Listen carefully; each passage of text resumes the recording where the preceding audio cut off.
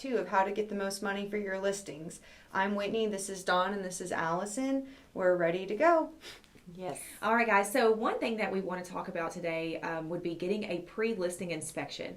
So a lot of times when you're going to list your house, you may not know things that you need to fix. And one way to find out those items is going to be to get a pre-listing inspection done. You'll have a home inspector come over. They'll run through it just like they would with a buyer or if you were buying a home. And they're going to give you a report, and it will show you all the items that are kind of the action items, the things that you would want to address before you list the home. Remember, things that you fix will help to sell your home for more money. Mm-hmm. So, and especially if you don't know you need big ticket items such as your HVAC or roof or foundation repairs, water heater, the big 4. Yes. So you've got, items, even rotted boards on your deck, things like that you may not realize that are going to, need to be replaced.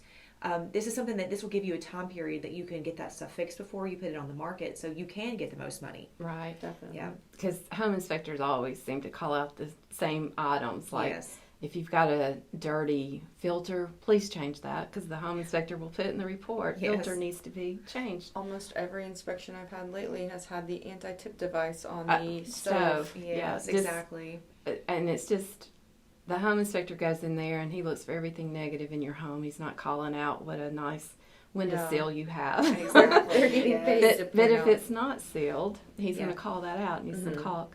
So just always do like the simple things. If you know you have a loose doorknob, or if that doorknob to your front door every agent's going to walk through is sticking, have it repaired beforehand. It'll just really save you a lot of headache later on. Exactly. All right, so that's with the pre-listing inspection. So that leads us into our next topic, which is going to be maintenance. And this is an issue that we see a lot where, people have not taken care of their homes and they've kind of done what we call deferred maintenance, which means they've pushed it out a little too far. Right. And so, Allison, tell us about that. So anything simple maintenance-wise that you know that needs to be taken care of, go ahead and have it done. It's usually easy items, a loose doorknob, a sticking doorknob. But you sure don't want the first impression of somebody trying to get in your home to show it. They can't because the door's stuck Yes. or the key won't fit in the doorknob, something like that. But there's filters. Air filters is a big one. That's so simple. And so many home sellers aren't prepared to put a clean filter in. So Loose handrails, that's a big one too. And People toilets. with the stairs. Yes. Toilets not being anchored down. Mm-hmm. There's, And just little an things inch like of dust on your ceiling fan yes. is a big turn off. Exactly. So, clean those baseboards and the ceiling fan blades. That's just a big Hit one. it with a coat of paint. If it's starting to yellow, I promise it will be worth it. Yes. Yes. So I would say those deferred maintenance items, that is a big issue that we see. It kind of rolls into planning ahead. Yeah. So like I said with those baseboards, if they're starting to get a little dingy, Mr. Clean Magic Eraser or a little bit of paint goes a long way. Now, what if you work from home? Do you have a plan for what you're going to do for showings? Because for buyers, it's really obnoxious to them when they're trying to schedule something and they get pushed off 3 or 4 times. They're like, well, why isn't it blocked off on the calendar? So that's something to keep in mind. Same with like if you have an elderly family member or a baby, are there nap times we need to work around? Are there, different things like that. Pets too. The scariest thing in the world as an agent is not knowing there is a giant dog. Whether it's nice or not, I don't know that dog. That scares me, and I have a big dog. So. Yes. And if you have a dog that barks a lot while it's in its kennel, maybe plan ahead to where you take your dog somewhere else off site. Because I will say I've had clients who are so nervous when they're in a home, and the dog is just barking, and they just want to get out because they're just nervous. And so we want to get you the most money for your home. We don't want to scare buyers away. Yes. So planning ahead is a big part of that, and we can work with you too as far as making a good schedule and planning out showings and blocking off the time that you need that would work for you. Right. Mm-hmm. Just ahead, having that planned ahead is such a good, smooth deal. And the little kitties, if you have an escape artist, try to figure out something where we're not worried about it running in and out of the door, because that stresses buyers out. Exactly. Nothing like wrangling cats. I know. Or monkeys. Monkeys, yes. So, and that leads us into our last topic on this section, which is going to be loans. Because planning ahead, part of that is going to be you getting pre-approved for the loan on your next home. And also that will help us also see what loans that would qualify for your house. And that's a big thing too. If your house needs a lot of repairs, there are certain loan products that it may not work with. I know especially FHA, VA, USDA, those are going to be more strict on the requirements for what the house has as far as safety issues, peeling paint, things like that. Handrails. But you get you get a much bigger buying pool with those types of buyers. They're typically government assistant loans, so they kind of help the buyer with down payment assistance, lower interest rates depending on what they're doing. So you have a bigger buyer pool with that, but if you don't have the funds to do repairs, or you just don't have the time to do repairs, you might consider going as is with, cash or conventional loans. Right. Exactly. But I run into that a lot with my first time buyers. Yes. Yeah. So having your house ready so that it can open yourself up to the most buying pool, that would be, doing all those pre-listing inspection items, doing your maintenance items, getting your house really ready. That will get the most money for your home. And then just being prepared, planning ahead, and getting approved for the loan for your next house, and knowing where you stand with that. Yes, that's a big part of it. So we're going to have Autumn Lane from Fairway Mortgage. She is going to explain different loan products that are available to you and some options that you have right now. Welcome back to Walker Realty Group's talk show. This is Allison, Dawn, and I'm Whitney, and we've got Autumn Lane down on the inn from Fairway Mortgage with us. And today we're going to be talking about rate buydowns.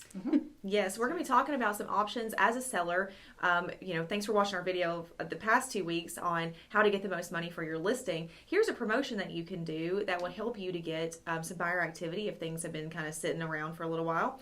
Autumn's here today. She's going to talk about some options that you can do as far as promoting to your potential buyers.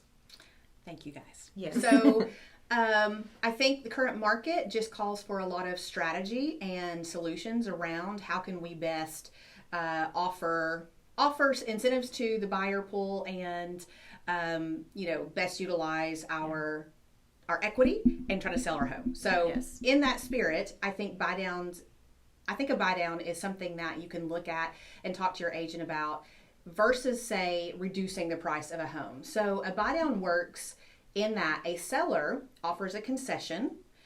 Concession being, think of it as like a closing cost, a seller offering like a buyer paid or a seller paid closing cost for a buyer. So a concession to cover a temporary buy down of the interest rate for the buyer.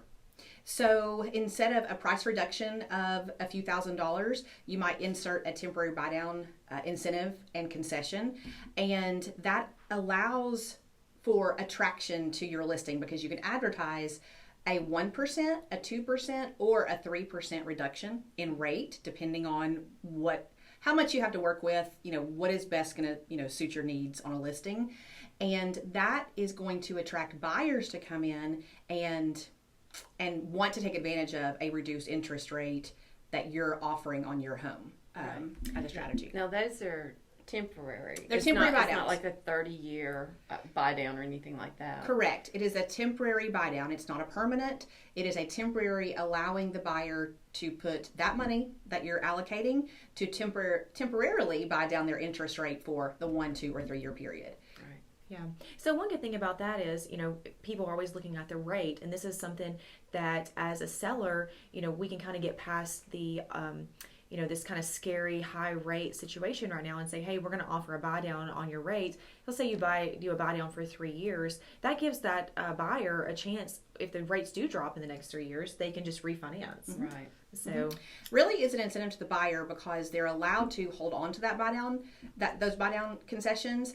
And if they do refinance, say they had a 3 year buy down, but they refinance in 2 years, it's beneficial. The extra money helps them out on that end. They don't lose that buy down money. So, that's a big incentive. And I think just mentally helping the buyer wrap their brain around a potentially lower rate, I think that helps and will help drive activity and exposure to your property with a unique offering. yeah, I agree. I mean, the more buyers that you can appeal to, obviously the better.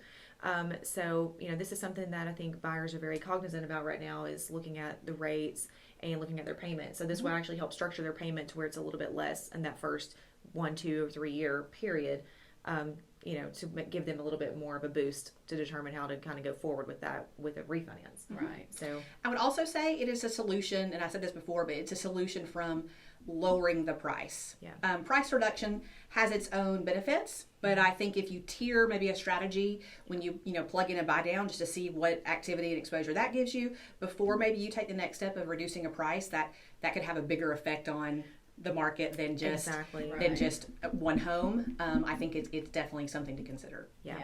It's a good option, especially if you're just going to be around for 2 or 3 years. Then you've got a lower rate there. Yep. Exactly. So, well, thank you, Autumn, for coming on today and explaining some options for our sellers. We're always here to answer any questions that you may have. So, check back next week. We'll have another video. And as always, follow us, share, like, subscribe. Who's your agent? Who's your agent? Bye. Give us a call at 865-240-3647.